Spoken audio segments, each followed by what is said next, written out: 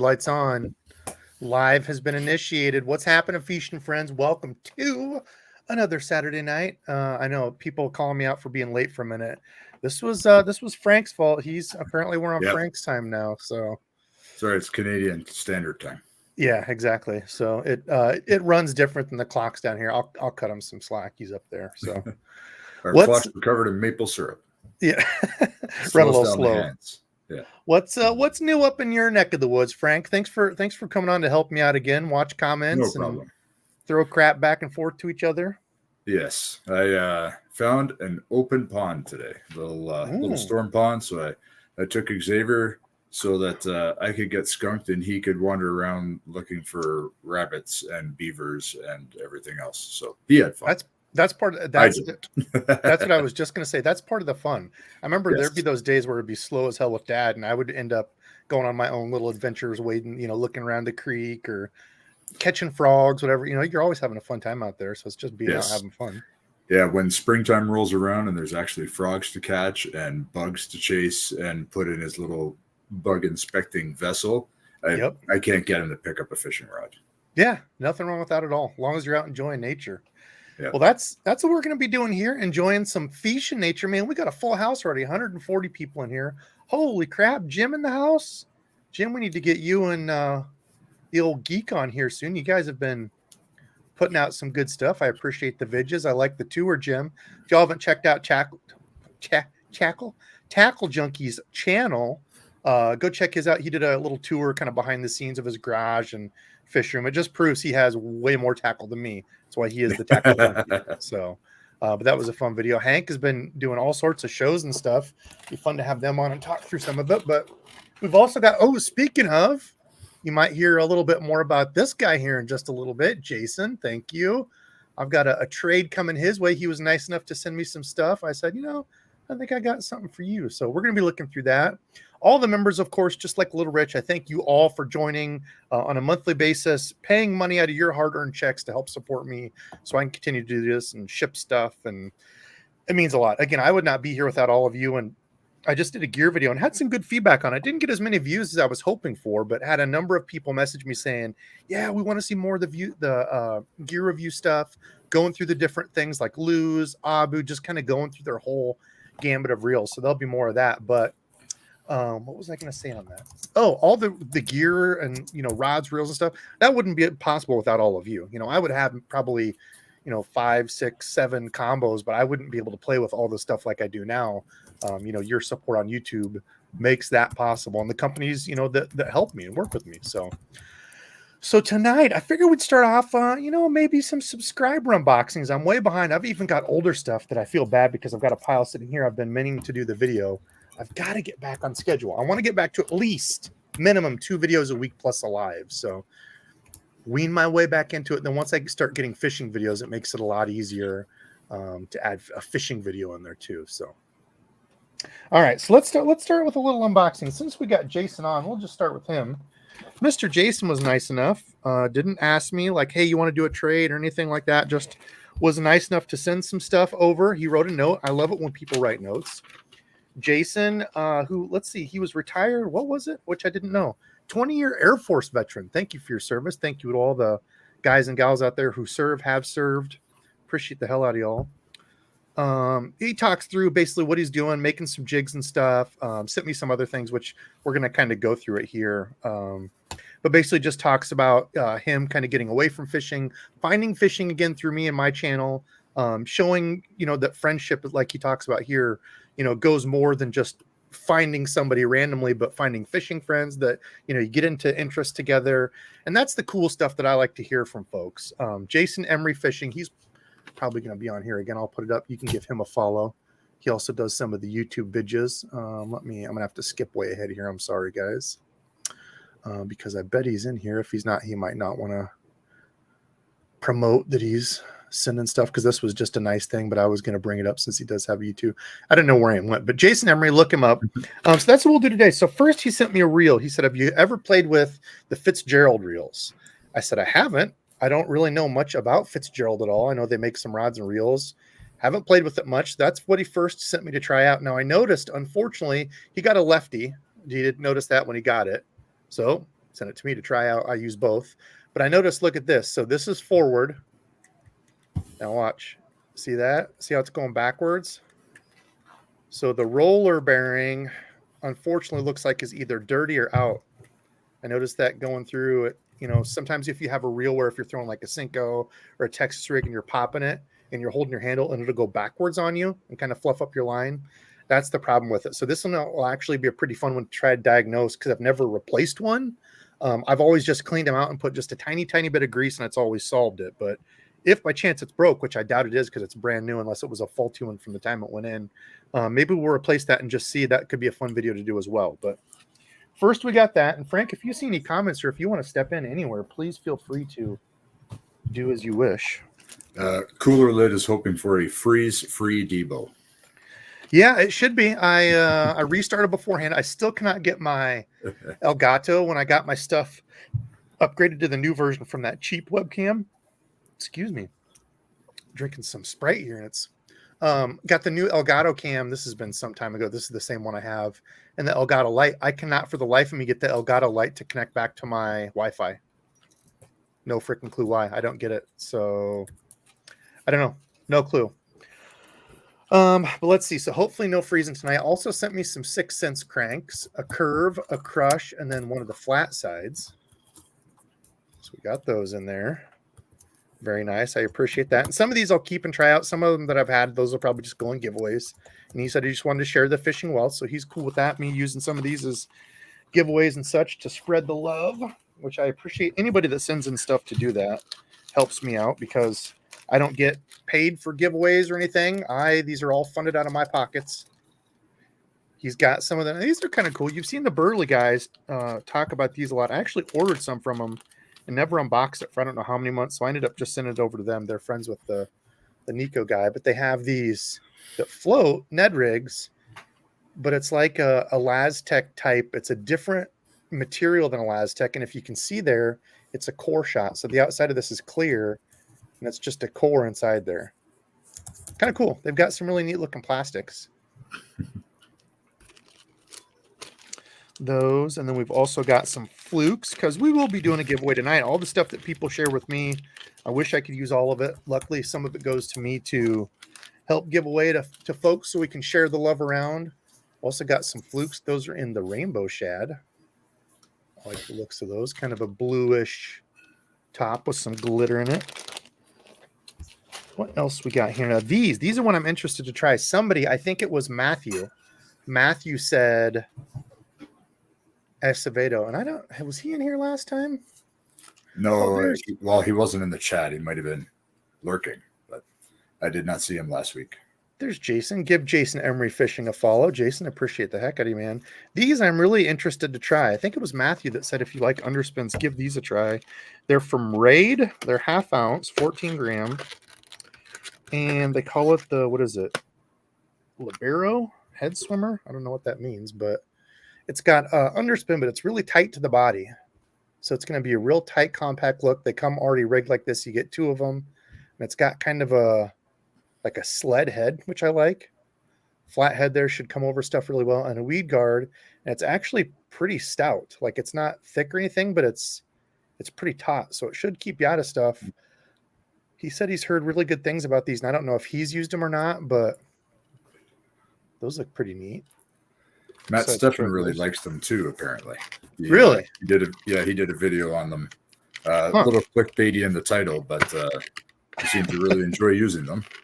I need to get more. The best underspin ever. Oh, yeah. See, I need to get more into the clickbaity titles. I know people don't like that, but my views on YouTube have not been good. And I also haven't been consistent, so that's probably part of the problem. And I'm old now. I'm old news. I'm not one of the new young bucks. So this one I will show because it's the B-Bug in Toledo Special. So if you're getting anything from NetBait, this is the famous black and blue top, green pumpkin belly that I love. So it's like the Tramp Stamp and Reaction Innovation Superbug missile baits. Who else? Is it $10.99 in Big Bite Baits? I think is what theirs is. Some Robo Worms. Now, I'm not a drop shot guy, but these are purple. So I'll allow that, Jason. Thank you. You know, I love the purple. Now these are kind of interesting too. Raid Egu chunks, 4-inch. I'll take one of these out and show you. What do you use for your jig trailers, Frank? What's your go-to? I'm always playing with them. I really like the Pit Boss. Sometimes I just like a TRD. Chunks of all kinds, but last season it was Maxcent chunks.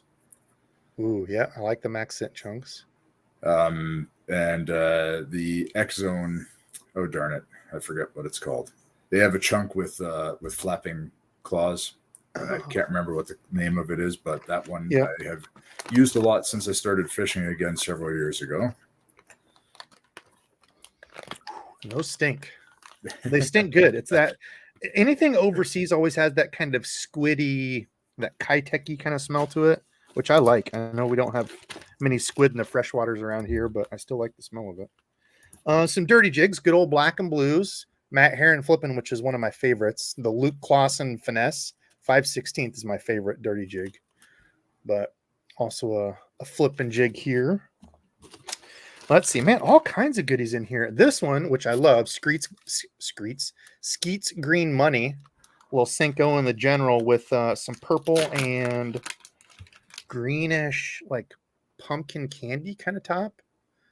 Green pumpkin candy, purple belly. Really like those. I've used these before. Great pick. And actually, get ready, take a drink, folks, because I was looking earlier. You guys and gals always like to get a Gander Mountain reference. I had bought multiple packs of these back in the day. This is the last pack I have. These are the old Dean Rojas X Factor Big Bite baits. But what's cool about these is notice how it says notice how it says O-ring. These were cool back in the day because you didn't have to worry about buying O-rings. If you can see here, you can see that little black dot right there. The O-ring is already impregnated into the plastic. So all you do is take your hook and hook it through there, and you've got an O-ring inside of the stick bait. I have never seen that because, like I said, it's only been, I don't know, 5-6 years since I started fishing again after doing it through my youth. These are old, yeah. These are older though, but I remember using a heck ton of these. It was the green pumpkin. I still, for whatever reason, this is the pack that's left. PB&J. I have very little confidence in PB&J, and I love purple. Makes no sense, but I have zero confidence in brown. I have some new PB&J jigs and a couple different iterations that I'm dying to try out, but I gotta wait. Man, hopefully you have better luck than me. I probably just need to throw them more. It's probably a confidence thing, but this looks familiar, doesn't it? Reaction Innovations, same type look. The Do It molds that I painted, the Excite Baits Heckler, they all run the same chassis. Each one sounds a little different. So this is the Teco Kick Knocker. This has beads and a hard knocker. Each one does sound a little bit different. The Do It one, for the money, amazing if you paint your own stuff. Had a crap ton of luck on that 2 years ago. Also the Excite Baits Heckler. I'm excited to get this one because I have not tried this one. I also did get some of the repops of the Vixens. I never owned any of the originals. I never got into the paying $100 for them, whatever stupid amount they were selling for. Before we get too far away from stick baits, Debo, have you either tried or bought with the intention of trying the fat Senko style stick baits that are coming out? I did. I think it was, was it Mike? I'm going to forget who the heck it was talking to somebody on Instagram, and I got some of the thin Senkos, which he's a West Coast guy, and he swears by them that if you're not using one of the thin Senkos out there, you're not catching the number of fish that you should be. And at the same time, I bought some of those. I bought some of the fat Senkos to try out. So we shall see. I haven't used them yet, but I bought a store brand version of them from a Canadian tackle shop, Tackle Depot. And I haven't tried them yet because the Senkos that I threw last year were either the tiny little 3-inch Yama Senkos or the 6-inch Yamamotos. Yeah, the big ones I think are going to be really nice for just like a Texas rig, throwing that out there, especially if you're a bank angler, being able to huck it out a little bit more. I like something with a little bit more meat. Yeah. That's why I like the The Reaction Innovations Pocket Rocket. It's a little bit larger stick bait. I was also thinking about using them as a punching bait because it's got a little more presence, but no appendages to get hung up and slow down the fall. Yep, straight through. Yep. But like I said, I was using other stuff, so I haven't tried them yet. Well, we got a full year coming up to do so. Yes. Let's see. Charles, Debo, what's your view on using gadgets on your plastics like spinners or rattles? I mess with it a little bit, not a ton, to be honest. I will say one of the companies that I had the most success with a rattle bait, like back in the day, they used to put rattles on.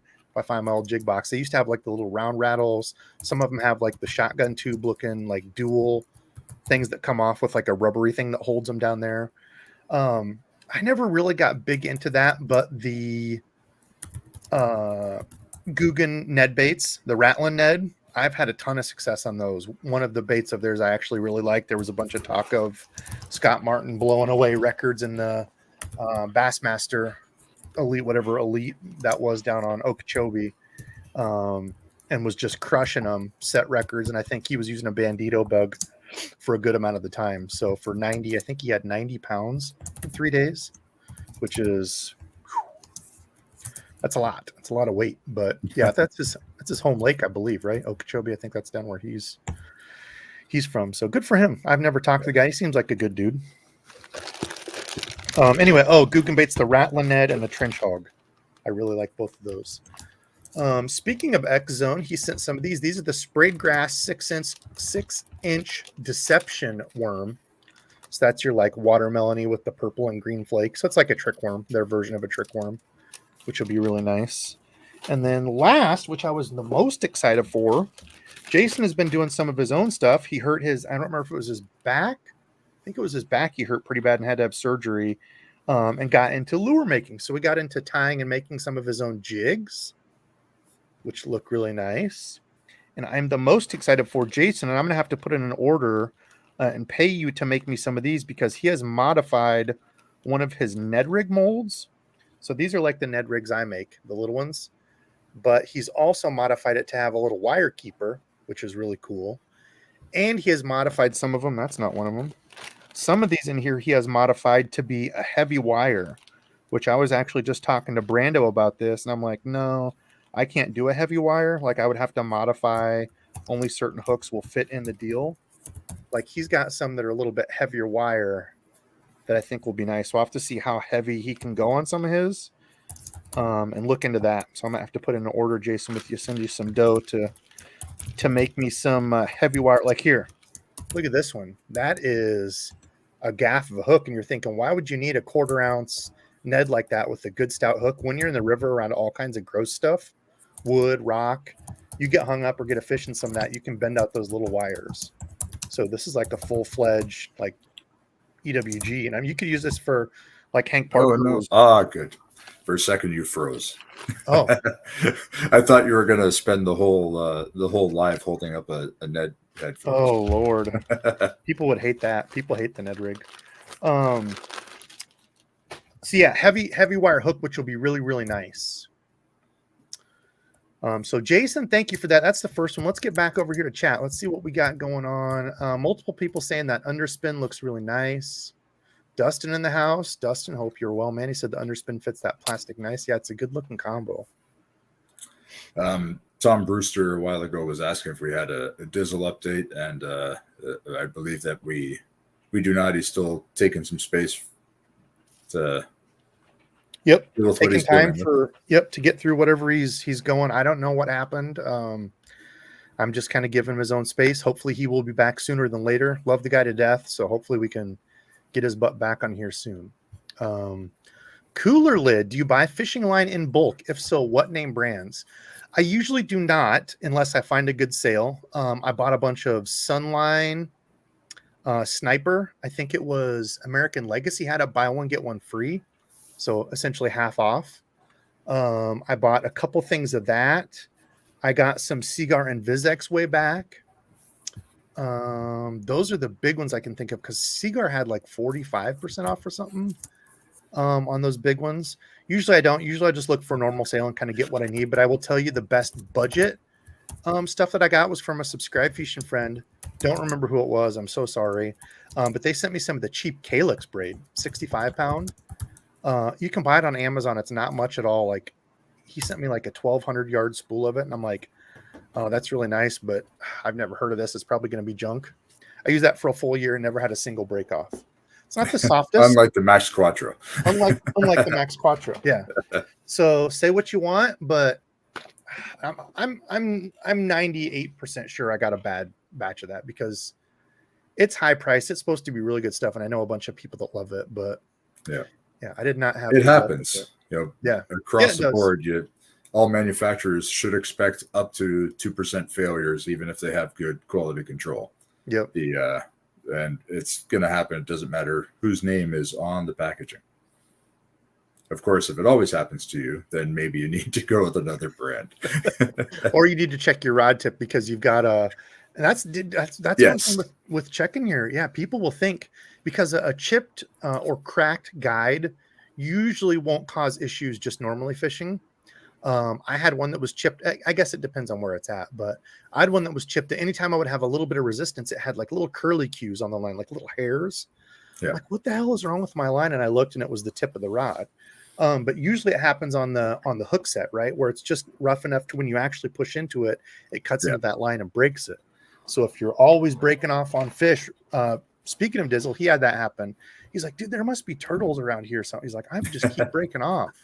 He's like, I checked my line, and sure enough, he looked and he had an eyelet that was like all of it was broke out like on the outside. So looking up, like through the rod, it looked fine, but it was like if you flip the rod around and are looking down the tip, like the front part of it, like it was like a donut sliced in half. The front half had come off. So yeah, you know what I do all the time, thanks to you. If I see that my line is getting a little more abused than I think it should, get out the old Q-tip. Yep, and that's from Jim, Tackle Junkie. That was his tip. So I got it from you though, because you were you're my gateway drug. Everybody that I follow, I either follow because of you directly or indirectly. I love it. It's either I watched you and I'm going to watch this guy now, or I watched you, I'm going to watch this guy now, and because of that, I'm going to watch that guy now. Yep. The funny thing is, my parents were here eating with us. They were watching the girls' game. Should have tried to get him on, but he's a little camera shy. We'll get him on one of these. I told him we were talking today. I think it'll be fun if we set one up. Maybe not live. I think he'd be better if we did a film video. But we were talking today, and he was talking about some old buzz baits and old spinner baits. I'm like, Dad, that would be really fun to like get a couple of your really old tackle boxes and go through and just like show them and talk about. Because he was telling me about these old. And maybe you guys remember the old Strike King spinner baits that had they called them a turtle shell, which I've always called, and somebody educated me that the ovally blades, I can't even, they're like ovally Indiana pointed blades? like that. No, they're Ohio blades. Oh, the Ohio. Yeah.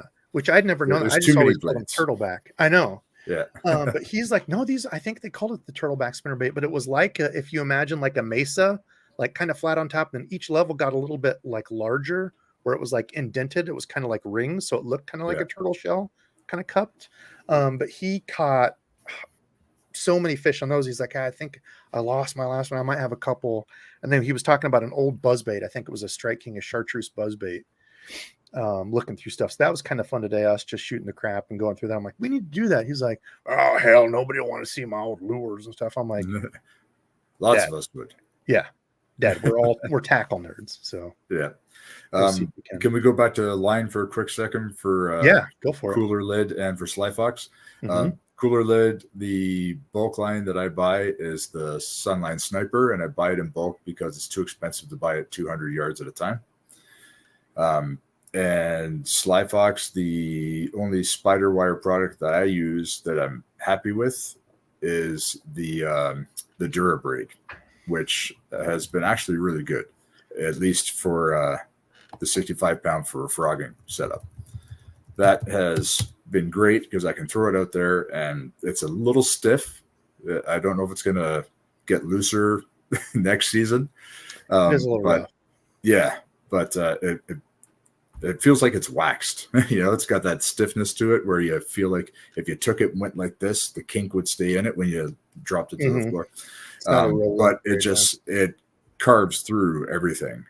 I don't have to worry about lily pad stems anymore and all of that kind of thing. So I've been enjoying it. And the best part was that one of the owners at my favorite tackle shop, his name's John, he said, hey, the rep gave us this, wants us to sell it.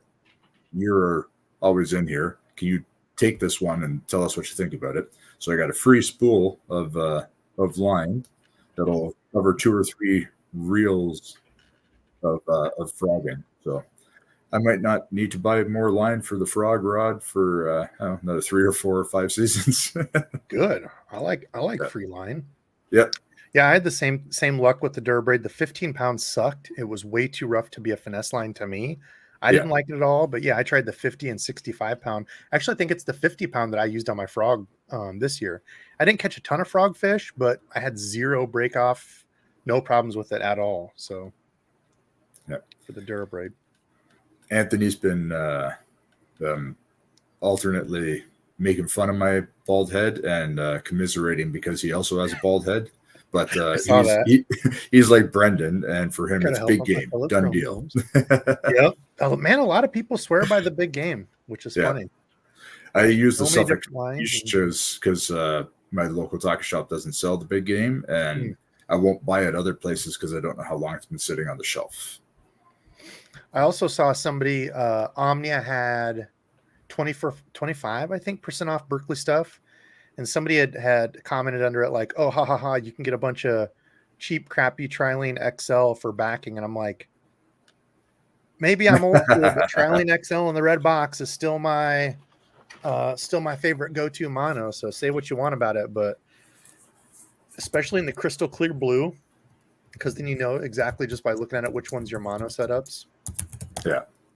I thought about doing something like that just so I can tell the difference at a glance. Which one is the mono, which one is the fluoro, but instead of having to remember. Yeah, and I've seen there's a number of, so like what I started to do, and I say started to do, I think I did it on like 5 rods or reels when I started getting back into it and then didn't do it anymore. But a lot of people will take like those label printer things, like the latex, or not latex. Yeah. It's like a gloss. Oh yeah. Yeah. And stick them on the bottom side of their reel. So like when they're taking reels off and switching them, they know like if it says 14 fluoro or whatever. Problem is you don't know if you're just looking at it. So some people put it like on the inside here, like 14F or something. There's also companies now making like little stickers specifically for that. Yeah. Who is it who makes the dial that goes next to the drag star that so you can set it to, don't know which Lose. Type it is. Okay. It is loose inside. Yep. Yeah. Inside I like that. Not the drags, it's the spool tension. It's like the little deal inside the spool tension is theirs.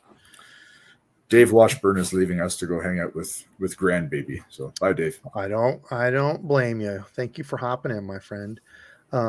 Cats and bass, what's better, drop shot or wacky rig? I'm not the guy to ask on that. I'm a little biased. Not a huge drop shot fan. Wacky rig for me. Wacky rig's amazing for catching fish. Love it or hate it. I like them both. It's a matter of what exactly is the application, because the wacky rig is something that I'll use if I want it falling past them to get them to bite it. And the drop shot is for when I want it to sit there and annoy them or intrigue them enough that they bite it. The wacky rig I find works really well for me in the river for the smallmouth and actually for the walleye. Because if I want to throw it into the faster moving water and just let it go where the current takes it, just like what would happen to a fish that couldn't fight the current anymore, then that works really well. But the drop shot, not so good in a situation like that. But in the drop shot, if there's enough current, I can just throw it out into slower moving water with a 3-way swivel on it instead. Short length of line, and just have a Kitech or some other paddle tail just swimming there looking like it's struggling, trying to keep up with the current. And walleye and smallmouth really like that. At least Canadian ones do. Yeah, anything will eat a wacky rig. It's funny that you say walleye too. I guess I never would have thought of that. But yeah, cats and bass. If you've never thrown a wacky rig, give it a go, man. They are fish catching machines for sure. Jim Bird wants to know if I work at a nuclear power plant with a bald fat oaf. But although the name does come from The Simpsons, I do not. And Bruce, no, I am not a police officer. Oh. He was asking if I was RCMP officer.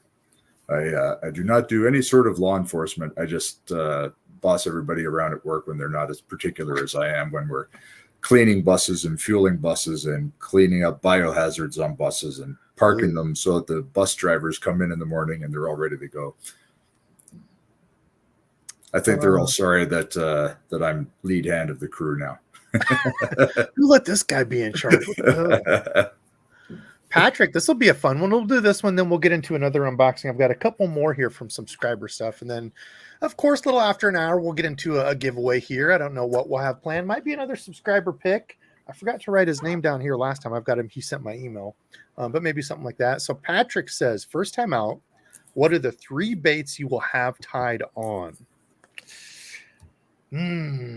Well, it's probably going to be, in all honesty, a Ned rig. As much as I rely on the Ned rig as a crutch, it's a great way to get some fish and get your first fish of the year. I want to say back to the last few years, it's either been a spinner bait or a lipless is my first like moving bait, like search bait that I usually catch them on. So I think I would probably have to say for around here, probably slow roll and a spinner bait, and then a suspending jerk bait. So those would be my 3: Ned rig, spinner bait, suspending jerk bait. How about you? For me, because my season starts so late, first thing I throw for bass every single year is the frog. Before they realize what it is, because everybody's throwing frogs, I am out there spending the whole weekend trying to get them to eat frogs as the sun is coming up or the sun is going down. And it always gets me some fun fish on opening day, which for me is the 4th Saturday in June. Wow, that's what I was going to ask. So almost July. Holy smokes. Yeah. There are some places where smallmouth starts even later than that, like in Lake Ontario. I think in Lake Ontario, which is our fisheries management zone 20. Yes, we have lots and lots of different zones because our province is very big. You can fish for largemouth a week and a half or something like that before you can fish for smallmouth, because the smallmouth typically are still guarding fry or getting off of beds when the largemouth are done. But in that zone, they have an early season catch and release only regulation. So if I can make my way without my van breaking down to the lower Niagara River or to Lake Ontario, I can fish for largemouth and smallmouth up until May. Kirk, you know what it is. Is it May 10th? Kirk is another Canadian. We were just talking about it last weekend. Anyway, early in May, they cut it off so that the fish can get on beds. Do you have season for pike too, or no? Pike and walleye are only closed for 6 or 7 weeks out of every year because they are much more prolific egg producers than you can be frog and pike fishing instead. I mean, that's the problem with that is the places where I go is that the bass are going to hit the frog because I'm dragging a frog past the area they cleared out for their nest. And then I have to explain potentially to a conservation officer that no, I'm trying to catch a pike. That's why I'm throwing this cheap lunker. Just put a leader on. Just put a still leader on and be done. I always have a leader on, but it's normally 40, 50, 80 pound fluoro, just enough that even if they take it all the way back in their mouth, there's still fluoro dragging across their teeth, not braid. But the funny thing is, all of the pike that I have actually caught on frogs, with the exception of I think 2, were unintentional. They were biting when I was trying to catch bass on frogs. And they take the frog way deep, and all I can see when I'm reeling them in is braid coming out of the side of their face. I have never lost a frog, and I never lost a fish. I don't know how it happens. I just get lucky. Sorry, that's probably really loud. Didn't mean to punch y'all there. I didn't even hear it because I'm too. I hit the mic. I actually punched the mic. Yeah, they're fun. Other Get on things. topwater pike. They are so fun. Yeah. Last year, after the frog bite died on opening day, I got to stop shaking the table because it's shaking the laptop. After the frog bite died, I threw out my Spiro rat and caught some more on that out in the open water instead of in the messy stuff. Uh-huh. So my first, I don't know, half dozen fish last season were all topwater. And then when they didn't want to take topwater anymore, I decided, you know what, this is going to be the year when I learn how to fish the Mojo rig. And I mopped up on the first day with the Mojo rig using that Neko Helgramite or Nico. Uh-huh. Yeah. It's the big one in black. It was awesome. It wouldn't even hit the ground before they'd be all over it. So it was a lot of fun. And that's another reason why I didn't really throw the wacky rig very much last year, because the Mojo rig was working so well for me. Yeah, the Mojo rig is an awesome. Oh, here's the Cyclops underspin. The Mojo rig is an awesome. It was so popular for a minute, and we've talked about it. Just kind of got forgotten. Oh, yeah. They're out of stock. Let's see, who was that asking me? Crack and Bass was asking about. Yeah, Jim. Finally, they're back in stock. Finally, you can get them. Jim did have the monopoly on all the Picasso underspins. The single barrel, those rubber. Actually, here I've got one tied on. This is one of the. I forget what this is called. It's the Shin Fakai Shin Spin. It's like a front nose spin. I ended up putting this on the bottom of it. But this thing is rubber. These are from Picasso. Put this on any jig head you want.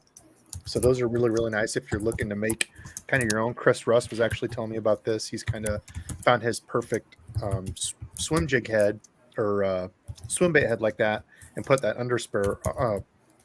Debo, get your words straight here. Put that single barrel underspin on it to make kind of his own. But Crack and Bass was asking about these. No, I've never seen these. Unfortunately, out of stock, but they've got like an eye on the front of it, which is kind of cool. They call it the Cyclops. I like the name of it.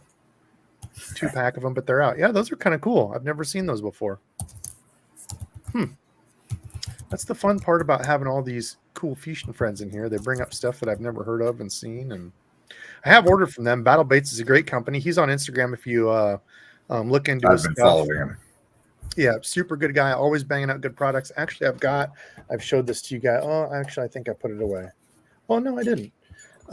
This spinnerbait is one of his, and if you go on, am I still sharing? No. If you go on here, he's got a whole bunch of cool stuff. Check him out. But all these, let's see, how do I get back to the home? There we go. All these different spinner baits and stuff. That's actually the one I'm holding here, but I've used his spinner baits. This one actually, so here's what I always called that turtleback blade. So there's the blade with it there. That's that Ohio blade we were talking about before. This orange one, if you remember from a couple years back, had an amazing couple days on that with like a 4.5 on oh, actually it might have been that color, the fire crawl, one of those. 4.5 and I think a 4 the other day on it. And then this is that chartreuse and purple, good looking spinner baits, and they have a soft plastic keeper in case you're wondering. But yeah, he hand ties all of them. Absolute grinder at work. Nice guy too. So Cracking Bass is impressed with himself for asking about something that you hadn't heard of. Yeah, I've heard of Battle Baits. I didn't know about their Cyclops spin. Oh, that's cool. My cat is trying to get up into my lap again, but I can't type there, so I'm trying to shoo him away. Ooh, James, Excite Baits are made in my little hometown. That's cool. That's always neat having a company like that close to you that you can, I don't know if you can go tour it or if they have a shop or something, but that's always cool to have one close by like that. We used to have up here at Spirit Lake, which is, I shouldn't say around here because it's not even close. It's like a 6-hour drive all the way across Iowa. We're in almost exact opposite corners, but they're in far northwest Iowa, over by Spirit Lake, Okoboji, not Okeechobee, Okoboji, was the pure fishing headquarters. So they had all the stuff you could buy. They had like a retail store there. Randizzle used to get crazy good deals on rods and reels there. They have like a clearance / I would assume they were things in some of the stores that didn't sell, or, when they were switching stuff out. But yeah, you get crazy deals on stuff. I like deals. We don't get a lot of deals. I can't remember. We don't get deals up here. Josh Lanham, Randy Solly, Bruce Nichols, one of them anyway, was showing off their Senko haul that they got from Walmart. They got packs of Yamamoto Senkos for $1 a piece or something at Walmart. And I was really upset because in Canadian Walmarts, the fishing section is pathetic, and anything that's worth buying is 5, 10, 20% above what you'll get it for at the mom and pop shop. How does that work when Walmart buys more than anybody? Right. Must be another Canadian thing. Damn it. Well, it is run by Americans, so. Well, it has to be. It's for the shipping. That's what it is. It's the shipping. I tell you guys, when I send they don't even mark up the price. That's just to cover shipping, literally. So you heard it from Frank. Even Walmart has to mark up the shipping. Tom. So Tom Gross, another amazing follower who, if you wonder about Mr. Stubbins' bed back there, Tom was nice enough to send that. But Tom wrote me a nice letter, which I'll have to have my daughter practice on this. She's practicing cursive, which I thought kids didn't do anymore. They're doing that in school. But he wrote all in cursive, which is cool. He talked about some of the things he sent, some plastics that he's making, which is cool. Sent some other things, a purple spinnerbait and jig that he bought, but he liked it because it was purple and thought of me. I appreciate you, my man. He's got some Googie knockoffs in here that he made for Dizzle. Hope everything's okay. So give Mr. Stubbs a belly rub for me. Love the Mr. Stubbins dog. He's such a good dude. So let's see. He did some damn good work on these. And I don't know who makes this mold, but it is. It looks just like a Guggen Bandito bug. So I don't know if that's something they sell or if this is something that somebody made. Look at that. Good work, my friend.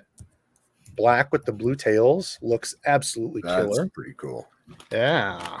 I dig that a lot. I love the two-tone, especially around here. We've got a bunch of those blue/tealish looking craws. This is black with green, red, and maybe some blue glitter in it. Same thing, the Googie bugs. I'm going to have to make, because, see, notice this? Dizzle, we've got stuff for you waiting for when you get back, because the next one has some Dizzle goodies, too. Some flukes. These are kind of a cool, kind of like a bluegill look, kind of a smoky green with a bunch of flake. I love the handmade stuff from people. Cool to see people making things. Now, this one, see, I don't know if there's a company that makes these or if he found a way to, no, because this isn't a Rage Craw. Looks damn near close, but you can see the top is a little different. But I mean, look, that's a Rage Craw. I mean, that's. I'm not going to tell you what the top looks like. Yeah, it looks like almost a Rage Craw, Frank. What? No, a male Rage Craw. Stop it. But purple, absolutely love that. That almost reminds me of MM Moonlight. If y'all get a chance, check out MM Moonlight. It's Mark Menendez's in the Rage Craw Strike King. One of the best secret colors ever. He was surprised that I knew about it. I was on a live with him and it might have been Baxter, and I asked about it, and he kind of chuckled. He's like, "That's a secret color." Amazing color. It's like a dark purple. He seems like a good cat. I should try to get him on. He and I think Baxter kind of grew up with him. He was kind of like his, I don't know, kind of like a faux dad, you know, to him, kind of friend growing up. But he seems like a really, really, really nice cat. He's got some like slick shiner looking deals, also in a purple.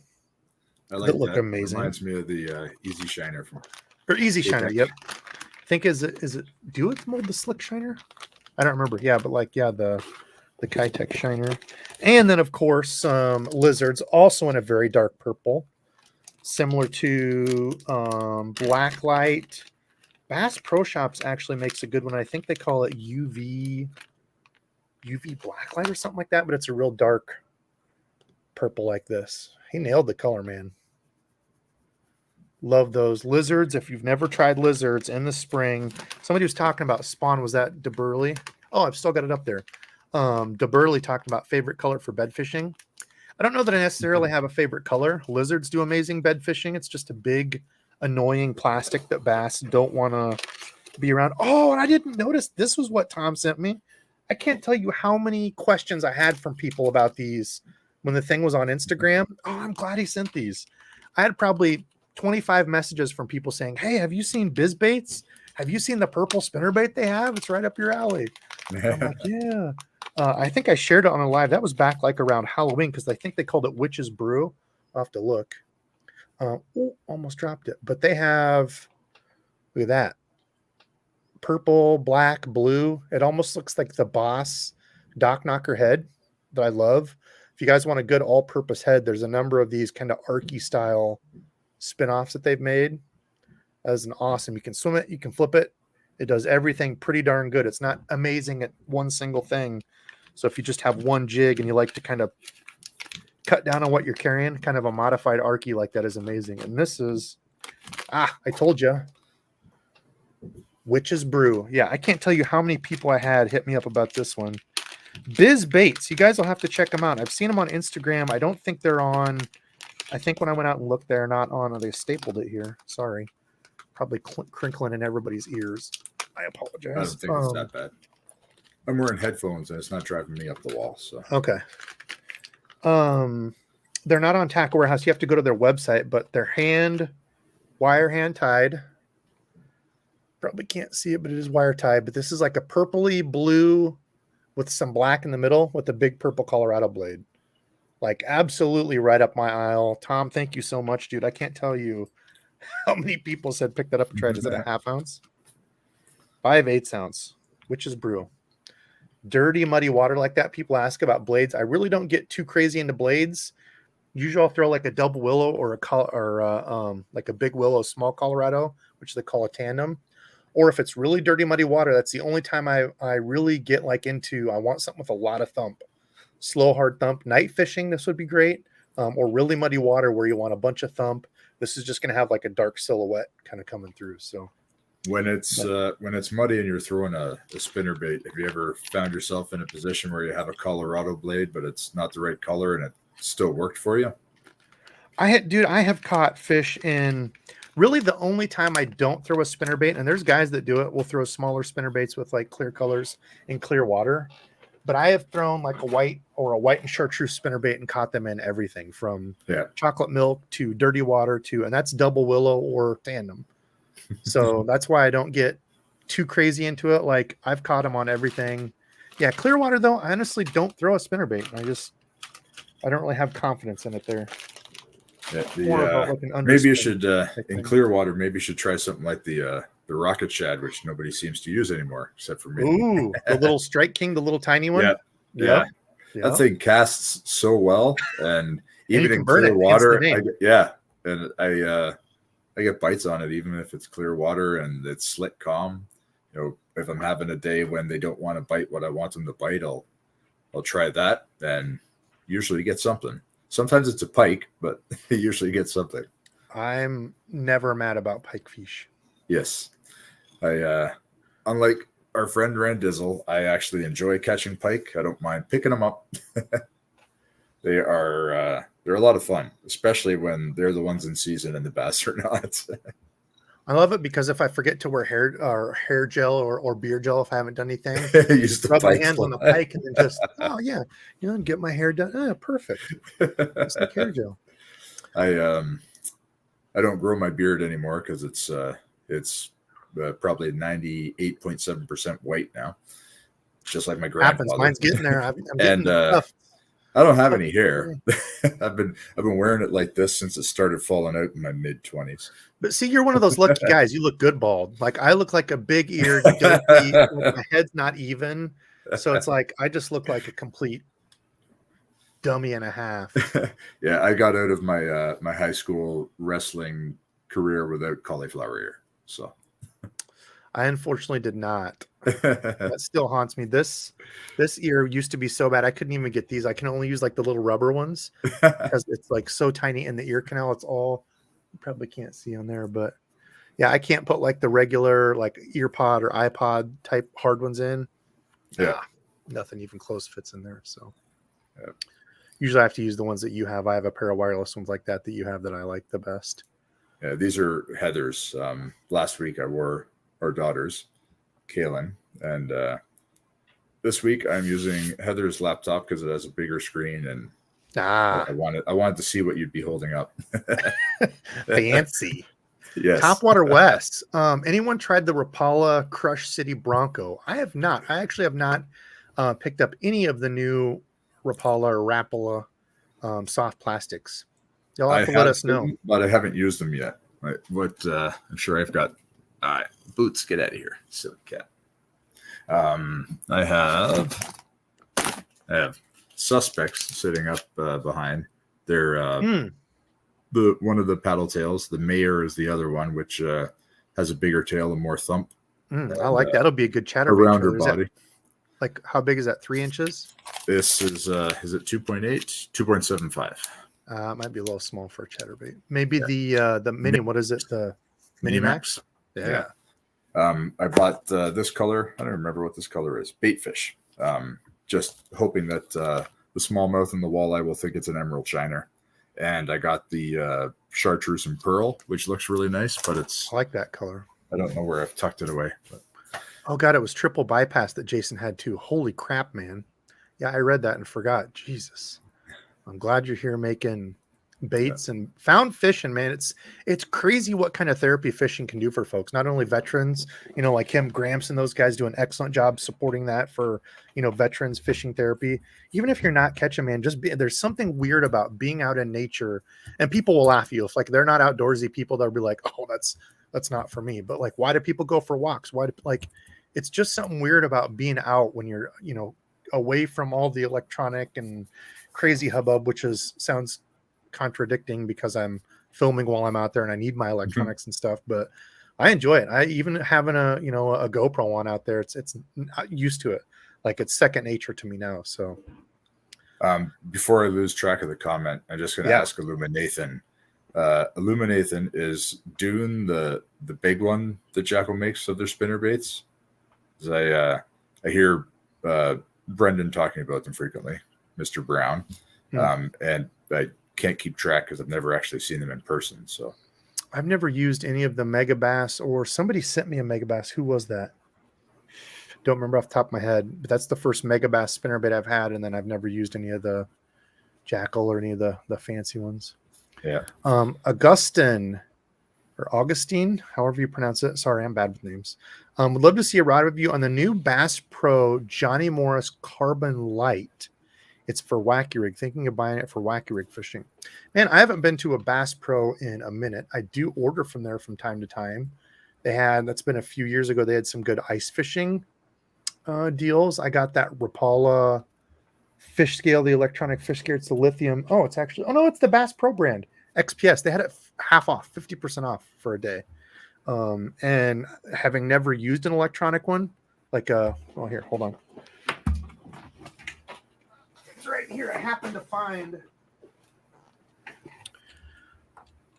Talk about knowing you have too much fishing stuff when you find a rather large box of things that you completely forgot that you didn't really know about. And I had been missing this because I was getting ready to go ice fishing this year. And the 2 weeks that was clear, I didn't get to go. So I think I've missed my window, which really, really sucks. I got out twice, and Xavier and I got skunked the second time we went. Yeah, I don't think I will have a single vidya of Debo ice fishing, unfortunately. I know I won't because I haven't been out. So, but this thing is amazing. It's lithium. I haven't charged this since last year, and I just tested it. It still works. You put the deal in here. Try not to cut my fingers off. You're supposed to hold this, and it does a deal where you do this down that locks in somehow. I forget. Somewhere or another. Anyway, that's not right. Oh, there's 2 separate channels it has to fit into. Well, I have used this before, I promise. I don't know why it's not going in there. But anyway, I have never used an electronic one. I've always done hand, cleaning of fish. Why will this not go in? Oh, there we go. You have to click that thing. So if you've never used one of these, dude, it is an absolute lifesaver. You were scaring Chris Rust during all of that, by the way. Yeah, I was scaring. I was for sure I would end up lancing a finger off. It's like watching somebody else play Mario and your anxiety level is so high watching them jump over all that stuff. Yeah. Especially when they fall. Like, what are you doing? Give me the controller. Ding, ding, ding, ding, ding, ding, ding. But yeah, this thing has been absolutely awesome. Half off, lithium, cordless. Freaking love that thing. But yeah, that was the last really good deal I got over there.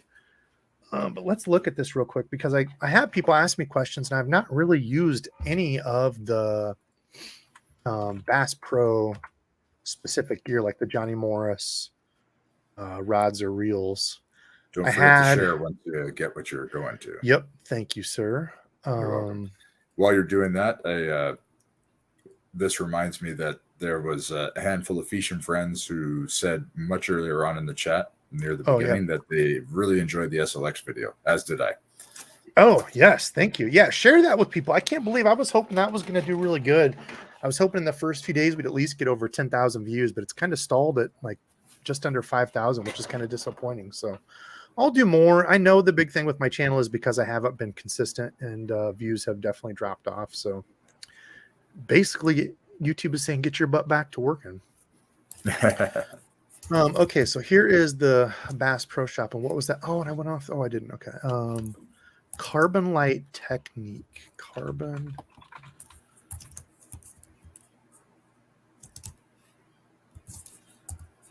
Platinum. I don't know which one it is. Do I just go into all these? Is it the signature series? That's the reels.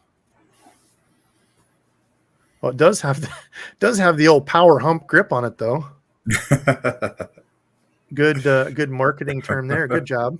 Good job, Bass Pro. I don't know if this is it. Maybe I go into fishing and then rods. I don't know. Let me know which one it is. Maybe we'll come back to that. I'll check here in a little bit. I don't know which one this would be. You know, one of the things that got me really excited about your thumbnail, if I can figure out what I did with them when I went out earlier, so I wasn't sure if I was going to take Xavier to the little storm pond or to the river. I'm still nervous about taking him near the river when it's all high and angry. Sometimes he this one because he gets distracted. But you had a picture of the fin fisher and the bad anaconda color. Oh yeah, I bought a whole bunch of the Berkeley thin fishers. I don't know if I saw Philip Cheek here, but he likes the Johnson thin fisher, which is what I used to buy before Berkeley bought them out. They're $2 more now at the local tackle shop, but they come with better hooks. So, but I am really excited about this. I don't know if you're going to be able to see it. There's purple and black. You see that purple back on it? Ooh, yeah, you can see that. Yeah, I got this in the 1/4 and the 3/16, and this other color here that I think the walleye are going to eat up while I'm waiting for the smallmouth to be catchable for me. All right. Oops. I really should have got these ready before the stream. But no worries. There's no pressure. It's just you on the screen, so everybody's watching. Yeah. Yes. I'm good with that. I'm an attention hog. So. Oops, like wrong way. Yeah, this brown craw is going to be awesome because it's, with the exception of the blue ones that we have in our waters, this is what most of them look like. A little bit of orange somewhere on them, lots of brown. Cool. I really, really like fishing with a blade bait. I didn't do it until fall 2022 for the first time. I had them, didn't fish them, and went to a gravel pit, did a little fishing. And one side of the road, the gravel pits are stocked with smallmouth. On the other side, they're stocked with largemouth. And of course, we went to throw the blade baits for the smallmouth, and they were just crushing it. They didn't want anything else, but every second or third cast, I was getting a fish on. It was just so much fun. Throw it out there, let it fall down. Sometimes it didn't make it there before they ate it and my line started swimming away. Wow. But the rest of the time, let it fall, barely lift up the rod just so I feel 2, 3, maybe 6 thumps, let it go down. And it's a good thing that I had good line and a rod that was sensitive enough because they were just picking it up off the bottom. Yep, just slurping it. They weren't crushing it. The small ones would, because small bass tend to do that. They're trying to pin their food down so they can get it in their mouth. But all these 2, 3 pounders, they were just slurp, slurp. And it was like a 40 or 50 fish day in the freezing cold rain in November. It was awesome. So fun. Yes. Usama did send me some pictures of those. Those look good as hell. He sent me pictures of, they're like a Ned head, like an aspirin, like round, maybe like I guess aspirin head, kind of like the VMC Moon Eye jigs that everybody knows. It's like an aspirin head like that, but on the bottom of it, instead of it being like this, like an aspirin head, if you look at it forward on, it's flat, but from the side, it's like a big circle. If you look at it forward on, it's almost like this, V'd out. It's where it will help lay down. Like if you're fishing on the bottom, I think he said they made it for like hover rigging, like Demiki rigging, whatever the hell all the fancy names are these days. But, kind of that vertical fishing, kind of strolling type stuff. But yeah, they look really good. I like those. He said he was going to try powder painting some, so that'd be fun.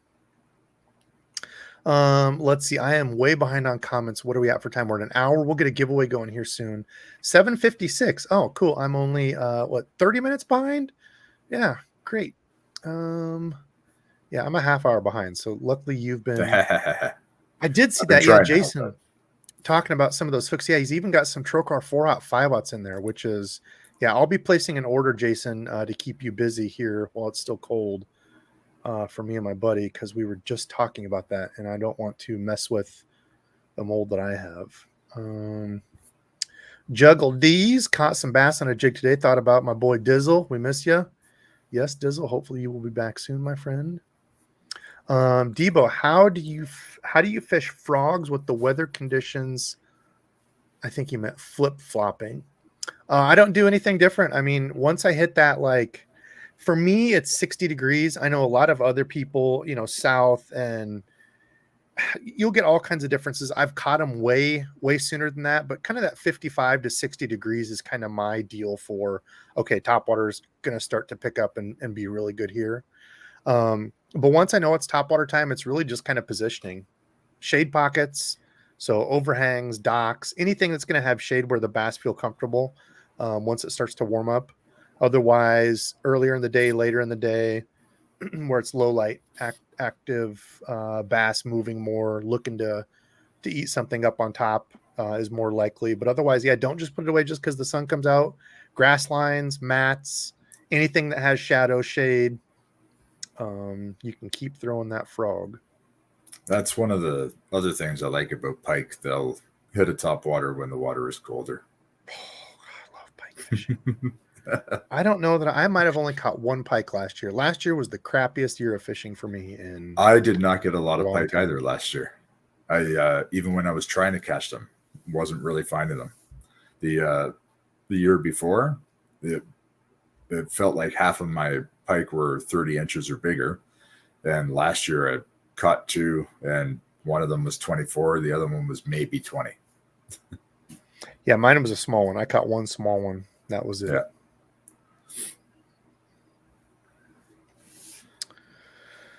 Let's see. Do a monthly. I don't think we could do a monthly interview with Dad. To get him on once will be like a big deal. Hopefully. Oh, is it Oklahoma blades? I'm sorry. Was I saying Ohio blades? Maybe that's it. Maybe it's an Oklahoma blade. Let's look it up real quick. I don't know. Somebody corrected me on it the other day because I just called them all turtleback. Tom's old enough that he would know. Oklahoma blade spinnerbait. Oh, yeah, it is Oklahoma blade. I'm sorry. Here I am spreading misinformation. I thought I had the right thing. And I was complicit because I thought it was Ohio. You're like, oh, yeah, I trust Debo. Here we go. Now this is how misinformation starts. Debo just rattling off. So I apologize, fishing friends.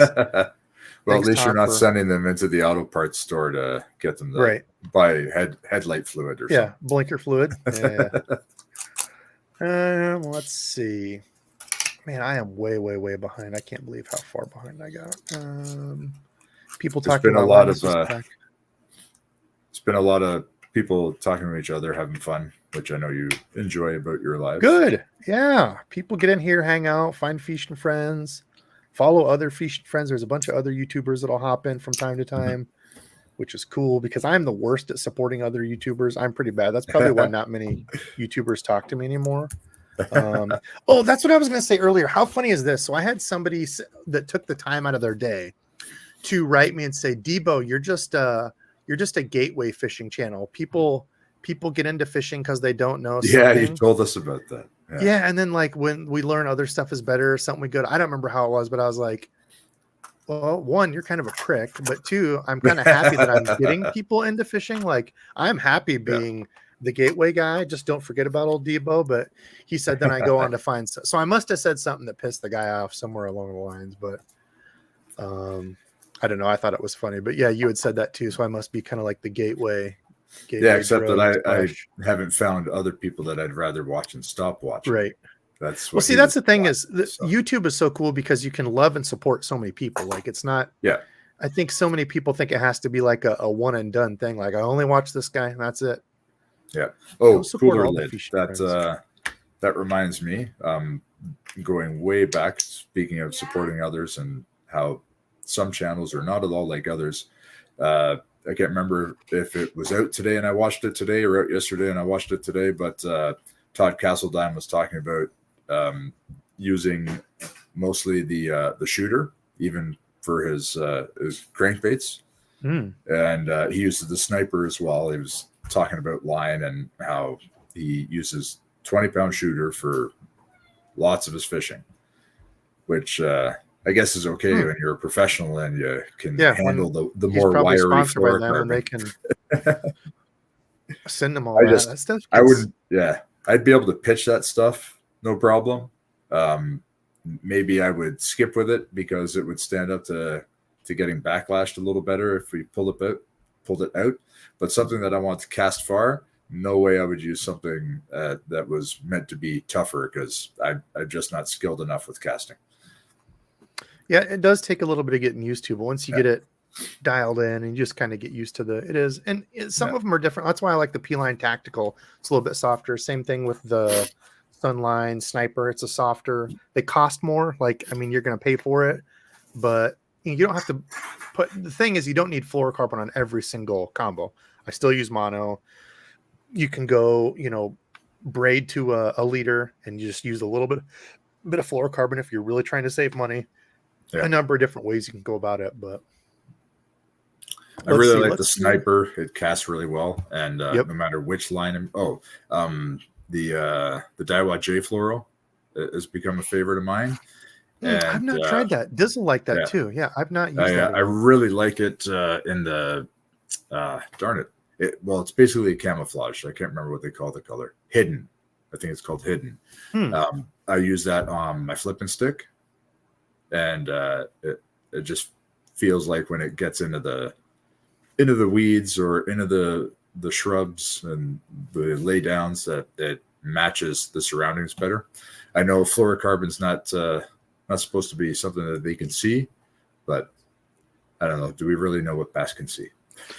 Yeah, that's interesting too, because I've gotten into that with people. And I think Shan was the one who was talking about it's more about diameter and like presence in water. So even though fluorocarbon is supposed to be UV, see-through, bass can't see it, but like they can feel that diameter. So like a big, thick fluorocarbon, maybe they can't see it. They can feel that heavier line, as opposed to like, let's say a 10-pound super thin braid, even though it's not see-through, they can't detect that as much because it's, like it's a tiny, tiny little thread.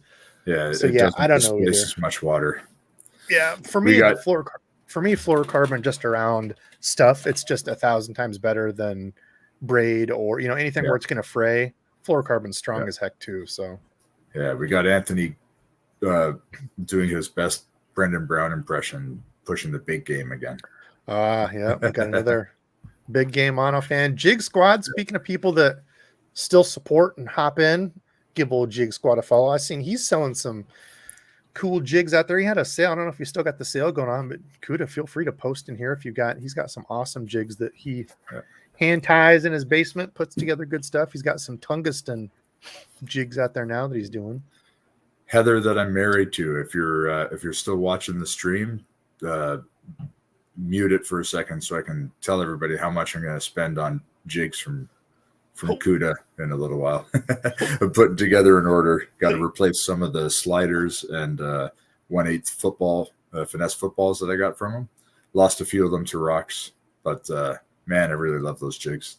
The colors that he tied up are really nice, and the profile is just right because I don't know what it is about the crayfish in the London, Ontario area of the Thames River, but they're often not very big. 2/3 of a Debo finger at the most, maybe only a half. 2 inches then. Okay. Love it. Yeah.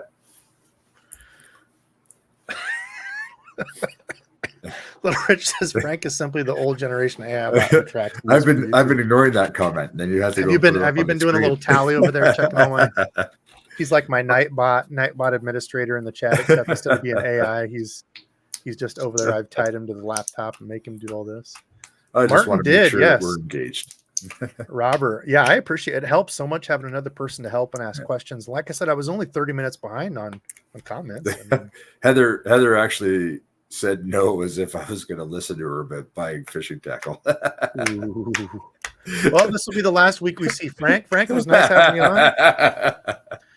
I had somebody playing taps right here in the background. I'd have that. She loves me too much to do that. Oh, okay, good. Let's see. Let's get a giveaway rolling here. Maybe we'll do a couple here in just a minute.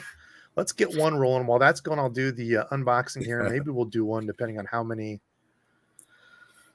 Let's see. We will close that. This needs to be the giveaway tool. Ralph showed up in the chat. He still hasn't gone out to try and catch any California bass in this new year yet. Aren't they supposed? Is it the West Coast? Isn't somebody supposed to be getting a hurricane or crazy weather? Or didn't I see that earlier today? There was a weather thing. Maybe not. I guess it'd probably be East Coast, right? They would be the ones getting the hurricane. Yeah, hurricanes on the East Coast and earthquakes on the West. What should today be? Today we'll do. We'll just do this because it's easy. Exclude winners for multiples. So entering multiple times does not enter you multiple deals in here. You just have to do it once. Hashtag tackle to be entered, and I will do a random giveaway. It'll be some gear and stuff. Whoever wins can kind of pick. Tell me what you like. If there's certain things like you like frogs or if you like Ned rigs, just let me know. Must be present to win as I'm going through here. If you're Canadian brethren like Frank, I will just do a gift card, probably like a $50 Omnia gift card, which funny enough, so if y'all know, I work with Tackle Warehouse. I leave their link in my stuff. If you buy anything through them, a little bit of that comes back to me. So I appreciate people that support me. But when I try to buy gift cards on there, I can't use my PayPal. They won't let you do that. So if you're a Canadian friend, it will be an Omnia gift card because I can do PayPal through them. So just so I started pulling on my Omnia t-shirt when I was getting ready to show up late to the stream. And I was like, no, I can't wear this. Oh, absolutely. Debo's a Tackle Warehouse man. Oh no, I still shop at Omnia. I just put an order in. Speaking of, I saw Gramps in here. Gramps. I just put in an order at American Legacy. Check them out. I needed to know that before I did my SLX video. Check them out because they've got the old MGL on sale now for $99, brand new in box. So the Shimano SLX MGL, normally $150. So like 33% off, $50 off. Super good deal. Great reel. My favorite one. If you haven't watched the video, it's my favorite SLX of the lineup, but they also had 20% off a bunch of stuff. So I bought some terminal tackle. I got a couple jackhammer, the Evos, because I only bought 4 or 5 when they first came out. So I grabbed some of those because I know I'll be losing, but I want to test those. Did I buy anything else? I didn't buy anything used. They also have 20% off used stuff. I did browse through. I was looking at a rod, but I decided not to do it because clearly I have more than I need already. So have to not give in to all those urges. But yeah, I shop everywhere. If anybody has, I'm always weary of that. If anybody's like, oh, I work with so-and-so, don't wear or don't talk about XYZ, I'm like, yeah, it's not going to happen. So there are anybody too many toys to play with. Yeah, too much. I don't want to be cut into one. Yeah, I heard my name on the interwebs. Gramps. Oh man, that was 828. I don't know. What was I talking about Gramps before earlier? I don't even know. Yeah, I am way behind. Let's see. Gosh, I don't even know where to go for comments. I'm going to have to skip ahead. So here's the deal. If you have a question, because I'm going to end up getting to the tackle stuff anyway. I remember what I got. I got a spinning reel from Legacy that's half off. It's the Daiwa.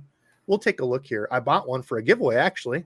It's $33. It's like half off right now. It's a $69, I think, Daiwa reel for $33. I bought one of those, $2,500 for a giveaway. So yes, I still shop everywhere, even though I work with Tackle Warehouse. They've partnered with me.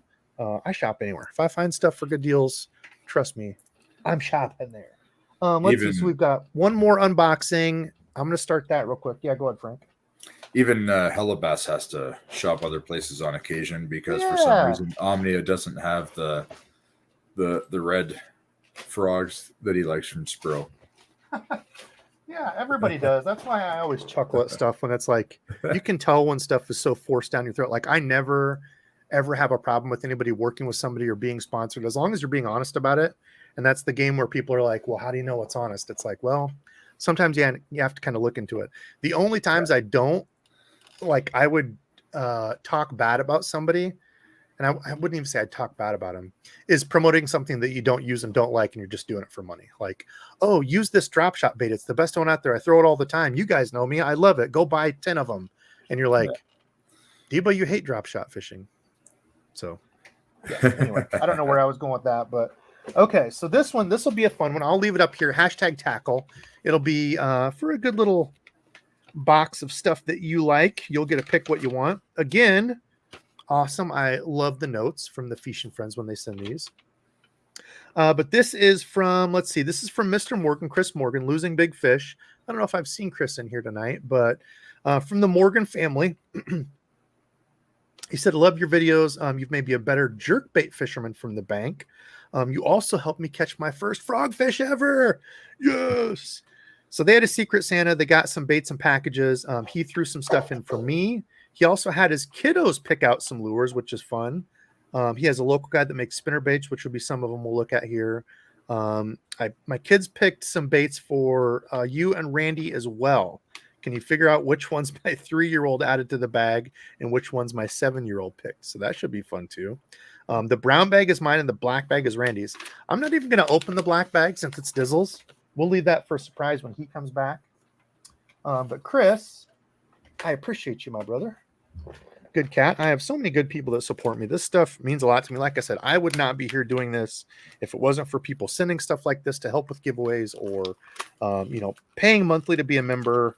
Any of the stuff that, people have sent me reels. People, I'm not supposed to say his name. He's in chat. He's a known Fish and Friend in here that's in here every week. Sent me that Aldebaran, a Shimano Aldebaran, like a $700 reel that he said he got for dirt cheap because they made a mistake. Now, whether or not that's true, I don't know, and I don't care.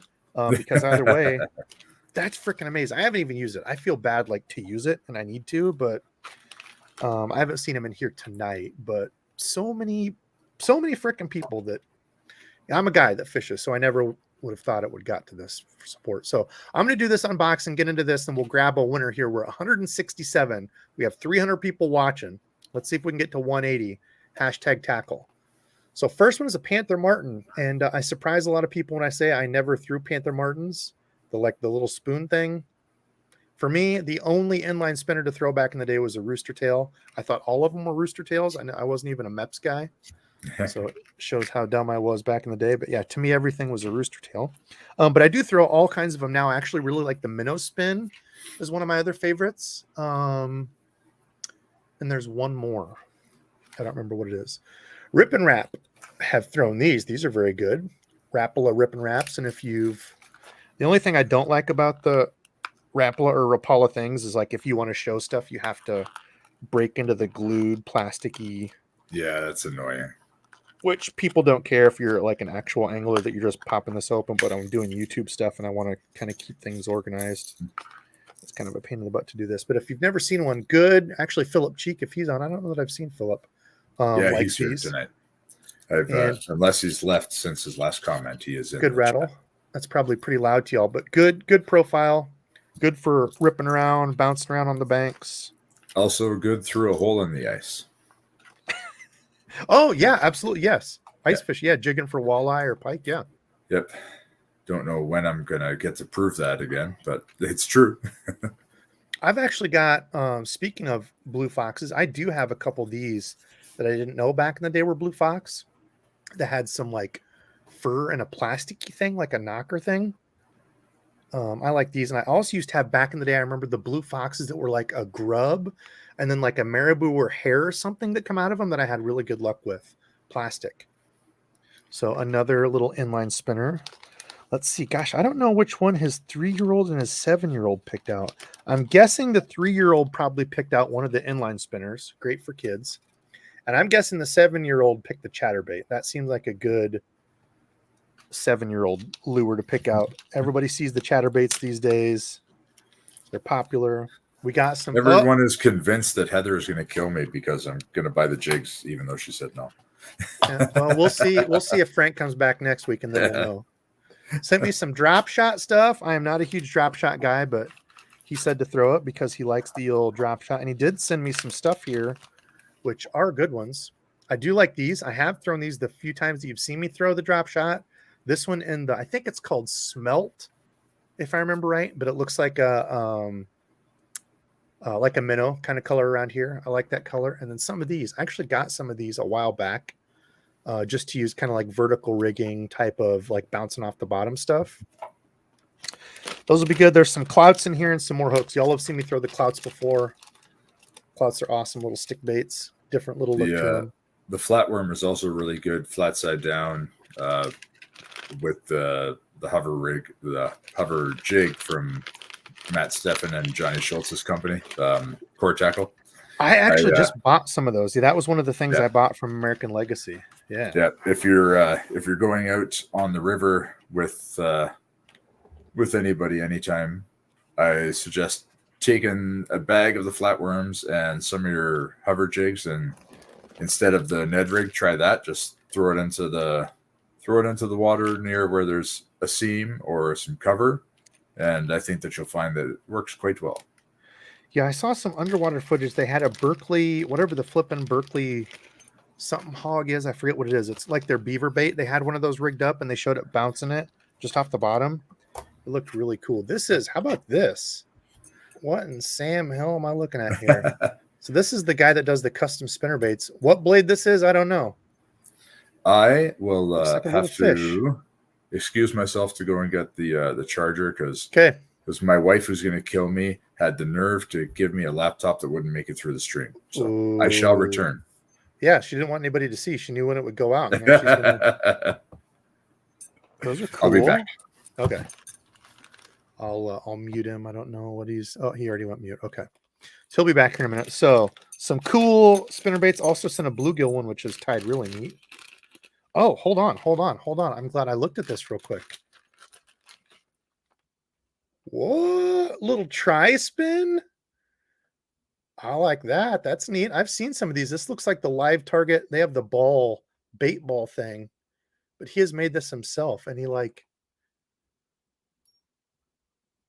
don't know if he soldered that on there. That's neat. Bluegill spinner baits. If y'all have not thrown a bluegill spinner bait during spawn, once bass have spawned and they start attacking little bluegills in and around, ooh, those beds, amazing. Try it. Otherwise, I really don't throw bluegill color spinner baits. More of a white and chartreuse. White with some purple. Let's see. Is that it in here? Oh, no. The most important thing. So I'm not going to open up Randy's, but also cool enough of him to do because I'm out almost. I only have a couple stickers left. His buddy did these for me. Some big old 4-inch DEBO'S stickers. How freaking cool is that? So winner will get one of these. I've got some big ones of these. I'll have to do a giveaway of some stickers soon. He sent me a good old grip of those. Look at that. My man. I appreciate that, Chris. Okay, let's see where we're at for the giveaway. We will do that here real quick. 174 is all. I wanted to see 180 in here. Hashtag tackle if you haven't entered. We're at 300 people. We'll do a giveaway, maybe one more.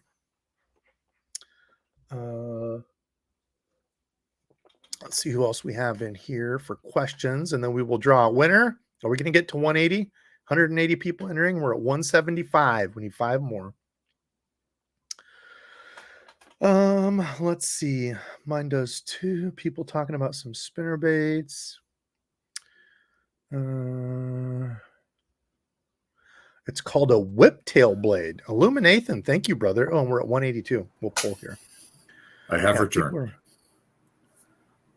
He's back. All right. We're glad you didn't disappear. We would have known what would have happened. So. Well, I stopped since I had to go upstairs to get the charger to suck up the Heather and give her some smooches. I don't know if it's going to work, but we'll see.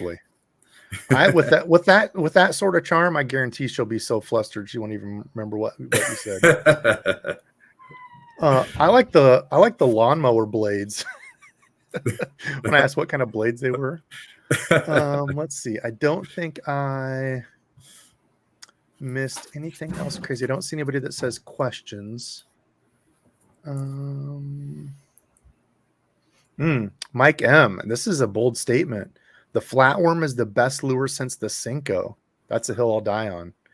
It's a good point, man. You know how many people were catching them on flatworms up north? Why do you think they were sold out of the Berkeley power bait flatworm forever there for a while? You couldn't get them. And you don't have to just use it on a drop shot either. You can put it on a little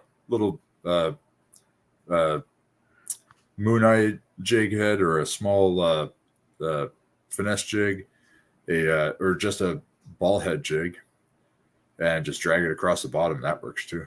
It's a good bait. Yes, I like them. People saying, I had multiple people say, do a review on the Aldebaran. Yeah, I'm going to have to get it out and use it. And I think it's the DC. Did I say that? I'm pretty sure it's the DC one. Where is it? Yeah. Oh, no, I'm sorry. Not Aldebaran.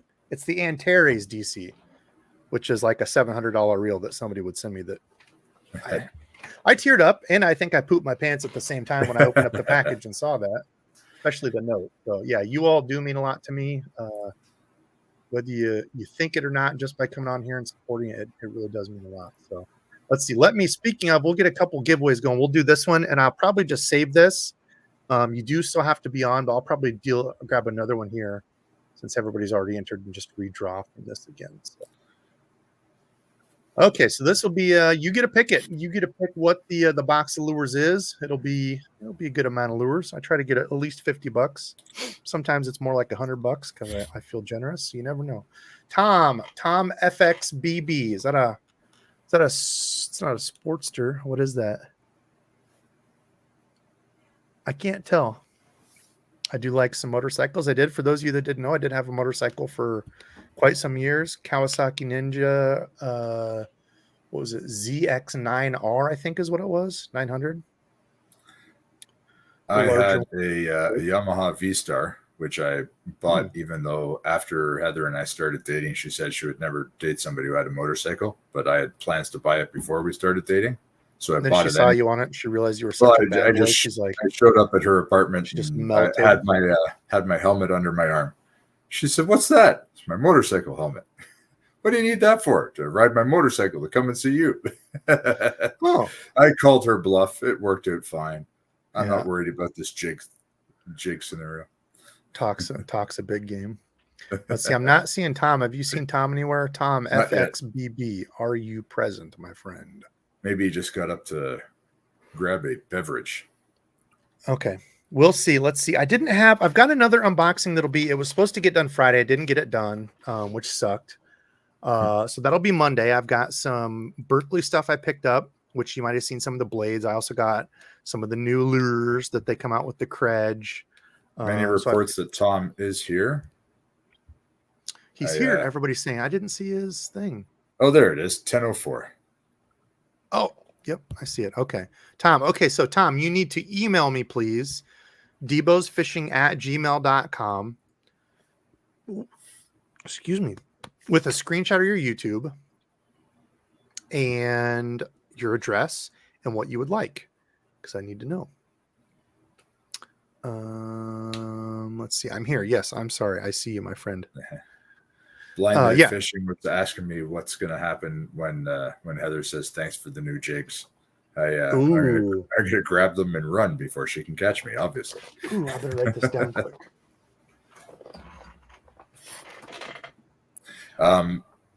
Fellow Canadian Usama Khan wants to know, although someone in the chat has answered the question, he was asking if we use the same rod for lipless crankbaits and square bills. Okay, because tonight's been a fun night. We've still got 300 people freaking watching, which is insane. I'll do another giveaway here in just a little bit. And I want to get back to doing monthly members onlys. I got to get back into the swing of that because, like I said, y'all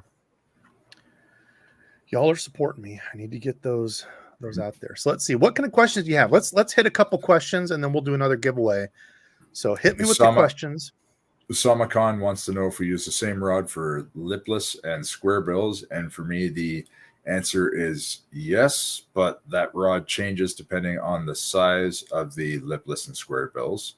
For instance, I have a Tatula Elite jerkbait rod. It's a 7.1 or 7 foot medium light, and I love it for jerkbaits. But it also says on it shallow cranking and lipless, or square bills and lipless. And although I didn't buy it for those things, I tried it out for the tiny little Crush X25, a small 6 cents square bill anyway. Works great on that. Works fantastic on the tiny little Berkeley War Pigs and the Jackal TN50s. I quite enjoy it. And the other two rods that I use for square bills and for lipless, depending on their size, I have an SLX medium heavy fiberglass 7'4" rod. I use it for my chatterbaits, for bigger lipless, and for bigger square bills. And I have a Tatula XT in a medium heavy that I use for the medium size. That's also a glass rod. Yeah, I kind of go back and forth. I've got one that I use for cranking. Square bill cranking and lipless. I like a little bit, I'm not going to say stiffer, but one with a little bit more backbone, like when I'm around grass and stuff, if I'm yo-yoing. Because if you get in that, I don't want a super noodly rod where like you're trying to pull it out of there and the rod's just going like a real, glassy type rod, like a glass crankbait rod. But I also do have one of those for like if I'm just kind of yo-yoing open water or just kind of throwing a lipless around rock and stuff. But should you need to, no, I would use the same one for square bills and lipless and not feel bad about it at all. I'm hoping that I can sneak a composite cranking stick into the house without Heather noticing, so that I have something that rips lipless out of the grass better. Yep. That's exactly what I mean. Yep. Paco, got to give a hat tip to you. Becoming a member. Thank you, my friend. Appreciate all the members out there who support me. This is my fellow bald friend. Yep. Anthony, one of the other bald guys who partakes in the chat of pretty much everything else that I partake in the chat of. He's dipping out for the night. So see you, Anthony. See you, my friend. Thanks for joining and hanging out with us. Illuminathan, you ever use any Falcon rods? That's one of the rods I'm not familiar with. Same, man. I have the M1. I think it is. Is that Falcon? Or is that a Phoenix? Did I say Phoenix when I was reading that? I might have been thinking that prematurely in my head. Falcon. You said Falcon when you read it the first time. Okay. Now that I'm thinking about that, that might be the Phoenix M1. I have not. If that's not it, then no, I've not. That's one that I know Jason Christie uses them. But it's not a line that I've used either. So I don't really have any feedback on it. Let me see here. Is it Phoenix? I think it's the Phoenix M1. Yeah, Phoenix M1. So no. Falcon is another one. Yeah, that's the one that Jason Christie uses. I don't have any input there, unfortunately. Yeah, motorcycles are scary. That's actually why I got rid of mine. I saw somebody else saying they hit a cow or a deer or something up there earlier. A deer. That was digging. Yeah, I was going. Where was I going? I don't remember what I was doing. Doesn't matter. Anyway, was at a stoplight, turned green, looked left, looked right. Couldn't really see because it was there was a whole bunch of cars in the side street. And I didn't see anybody. I went to go and somebody completely blew the red light, and it had to have been within it felt with centimeters of hitting the front of me. And that scared me so bad. Yeah, I was shaking. I was for sure I was done. DEBO'S trying to make me feel at home using metric. And after that, I was done. I was like, this is too scary. Because I had my daughter for, I don't know, she was maybe 3, something like that. I mean, she was still young. I mean, I'd had it before then, but that it put a whole new perspective when you have kids, and I was just like, God, I don't like this anymore. So yeah, I sold my motorcycle so we could buy a van when Kaylin came around. I remember Heather went into labor before the scheduled C-section, which was earlier than the dating ultrasound date, and she was at her parents' place, and she was having what she thought was just back pain all day long. And then her water broke while she was waiting for dinner at her mom and dad's place. And so I get a call that she's on the way to the hospital to have the baby. And I had to call my parents to get them to pick me up at mine and Heather's place because there was no way I was going to make it to the hospital in one piece if I rode my motorcycle because I was so out of sorts.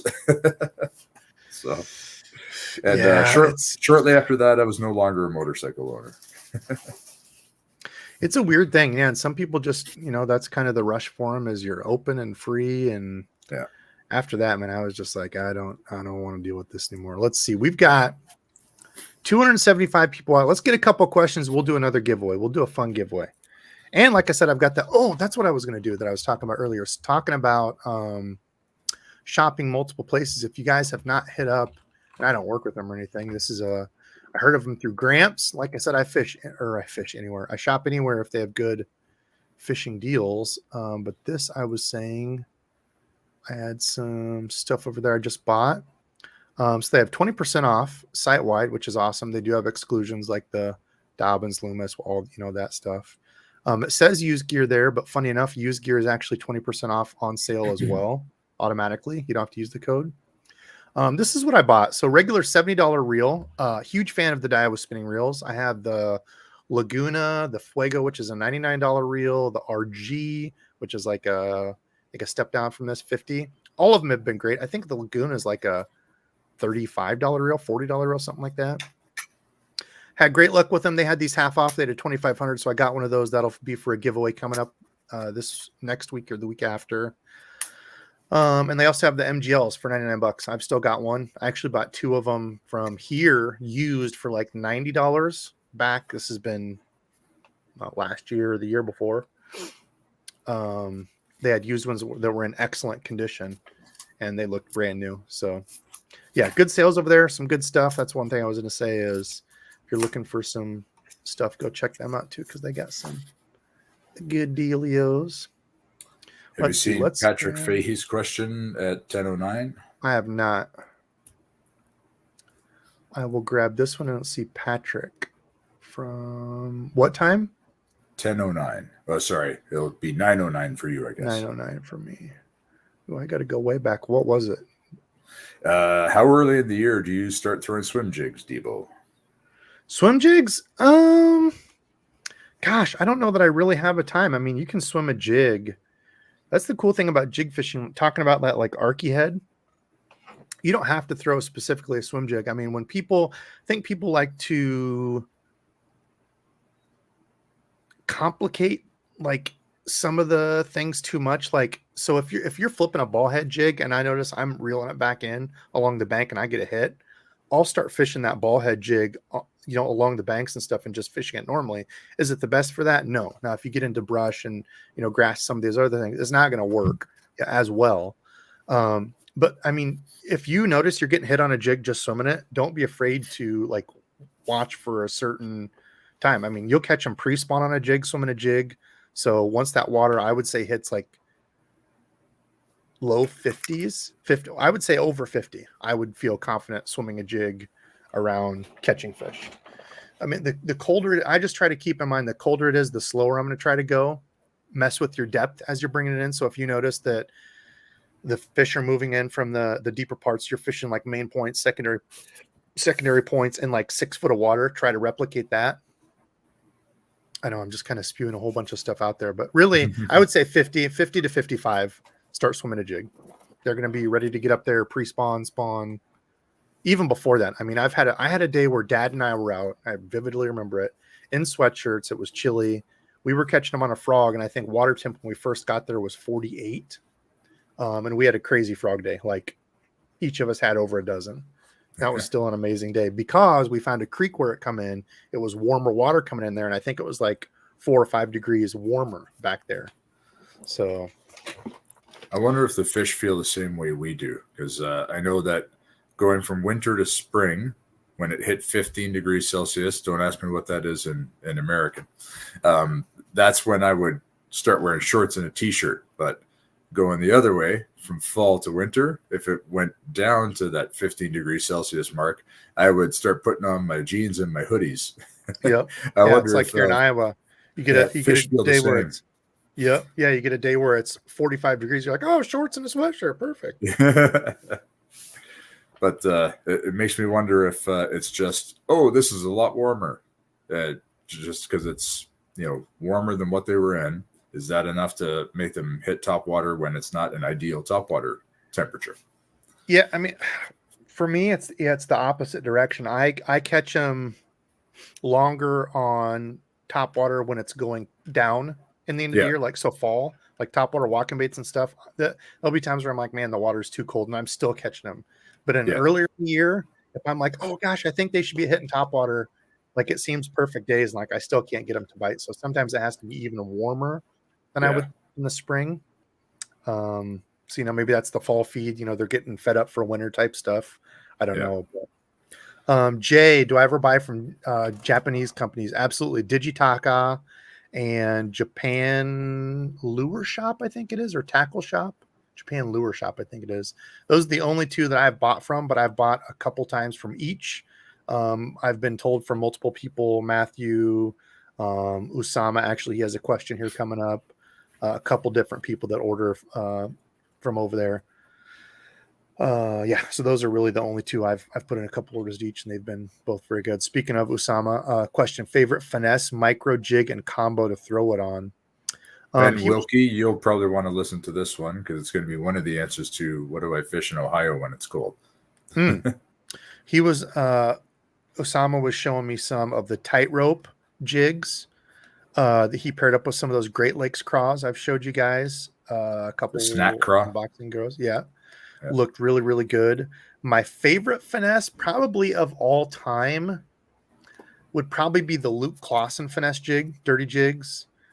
Trailer, I don't know that I have a favorite trailer overall. It could be a Rage Craw, it could be a Smalley Beaver Reaction Innovations, which is just a do nothing. Generally, the colder the water, the more do nothing trailer I want, like a chunk, something that's just going to kind of sit there and move in the water. The warmer the water gets, the more of a kick or action I want out of it. That's probably the best luck I've ever had on one.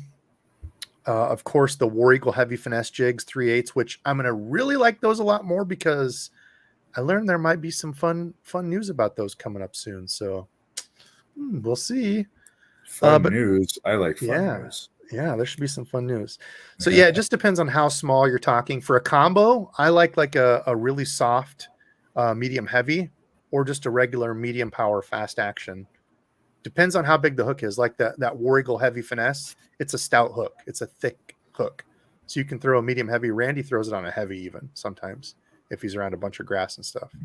But you have to match the hook to your combo. You're not going to want to throw, some of these tiny ones. Like, I don't know if you guys have ever thrown, and I do happen to have one here. I've never put this away. This is when I caught almost a 5-pounder on me and Randy. Talk about cold water. This is the Kitech. No, this isn't the Kitech monospin jig. I forget which one this one is because it's got these long trailers. But the Kitech monospin jig is a tiny hook. It's a tiny little, like you're throwing it on spinning tackle. But it was pretty much just like this. And I had a little tiny, it was a Missile Baits drop craw on it. So, I mean, it's like a little 2-inch profile is all. And caught one just under 5 pounds that day on it. Water, I think, was 50 degrees. So something like this obviously you wouldn't want to throw on a heavy. I can bend this hook out, with my fingers. So kind of got to match it to it. That's where I think it's kind of misleading when you watch some of these videos with pros and stuff, that are fishing from a boat and tournaments and stuff. What do you throw this? Oh, I throw it on this heavy, 7'8". Well, it's like sometimes you have to kind of take that with a grain of salt of like how heavy of a jig are you fit, how heavy of a wire, what, so I think that's kind of where people get spun out on some of these because there's so many options and so many different things. So if you just kind of break it down and look at the lure and the hook and kind of compare that to your combo, I think that's more important. If that makes any sense. I was rambling there, I feel like, but okay, let's see. Let's get another giveaway here, and then we will probably call tonight. We'll see if there's any other good questions in here while I'm sharing this. Frank, let me know if you see any other good questions out there. That's what I'm looking for right now. Okay, so the second winner of the night will be just another dollar, you call it, except you don't have to throw a dollar to me to call it. Draw again. I am sharing, right? Okay. Who is it? Hopefully it's not a duplicate. T1D Steve. T1D Steve. You do have to be here too, so I don't know if we're going to have people here since we've kind of been babbling about who knows what. Steve was here earlier. Illuminathan, I'm in London, Ontario, Canada. Is that a cast? What is that? Is that something signed? That is in his avatar. It looks like a smallmouth. A smallmouth? It looks like a signed cast. Am I blind? I can't see very well. It's small. New prescription for Debo. Huh. Let's see. Are you here? T1D Steve. Did you see any good? 922. He's saying thank you. Boom. That looks like a smallmouth to you. It looks like I don't know what the hell that is. Anyway, you're the winner, Steve. T1D Steve. T1D Steve. His pick. Steve, I will need you to email me, debosfishing@gmail.com, with a screenshot of your YouTube so I know it's you, your address, and let me know what it is you would like. Oops. Okay, let's see. Do we have any other? Let's see if we got any other fun questions here.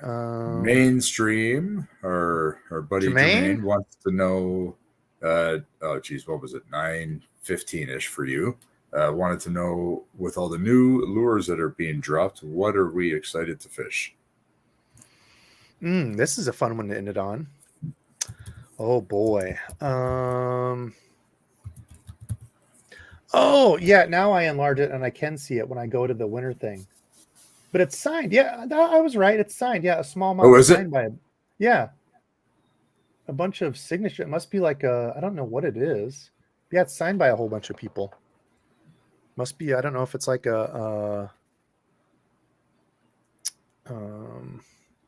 like one of those wall hanger type things. Yeah, it's Big Mouth Billy Bass. When you clap your hands, it starts singing. Down by the water, whatever the hell it was. Okay, let's see. New lures. Let's focus here. Okay. Gosh, have I seen anything that has just absolutely blew me away that I want to fish next year? I don't know that I have. I'll be honest. Thinking off the top of my head, I can't think of tubes. I do want to throw stupid tubes. That's not anything new, but I do. After having my butt kicked by Dustin and Gramps and Hella Bass talking about the stupid tubes, I threw them a little bit after that. Then kind of got away from them. I do want to get back into throwing those more and flipping a tube. I don't know. What do you got? Anything?